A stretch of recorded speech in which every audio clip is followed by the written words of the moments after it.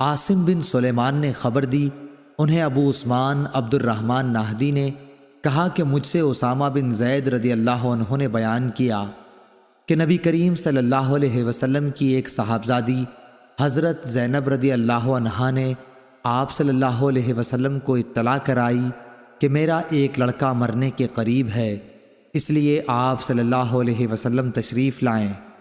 آپ صلی اللہ علیہ وسلم نے انہیں سلام کہلوایا اور کہلوایا کہ اللہ تعالیٰ ہی کا سارا مال ہے، جو لے لیا وہ اسی کا تھا اور جو اس نے دیا وہ بھی اسی کا تھا، اور ہر چیز اس کی بارگاہ سے وقت مقررہ پر ہی واقع ہوتی ہے، اس لیے صبر کرو اور اللہ تعالیٰ سے ثواب کی امید رکھو۔ پھر حضرت زینب رضی اللہ عنہا نے قسم دے کر آپ کو یہاں بلوا بھیجا۔ اب رسول اللہ صلی اللہ علیہ وسلم جانے کے لیے اٹھے۔ آپ صلی اللہ علیہ وسلم کے ساتھ سعد بن عبادہ، معاذ بن جبل، ابی بن کعب، زید بن ثابت اور بہت سے دوسرے صحابہ رضی اللہ عنہم بھی تھے۔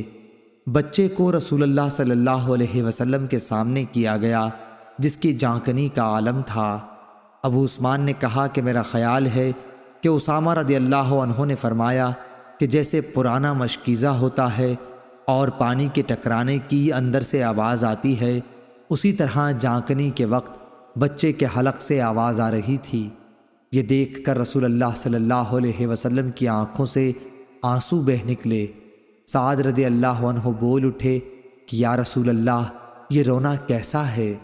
آپ صلی اللہ علیہ وسلم نے فرمایا کہ یہ تو اللہ کی رحمت ہے جسے اللہ نے اپنے نیک بندوں کے دلوں میں رکھا ہے، اور اللہ تعالیٰ بھی اپنے ان رحم دل بندوں پر رحم فرماتا ہے جو دوسروں پر رحم کرتے ہیں۔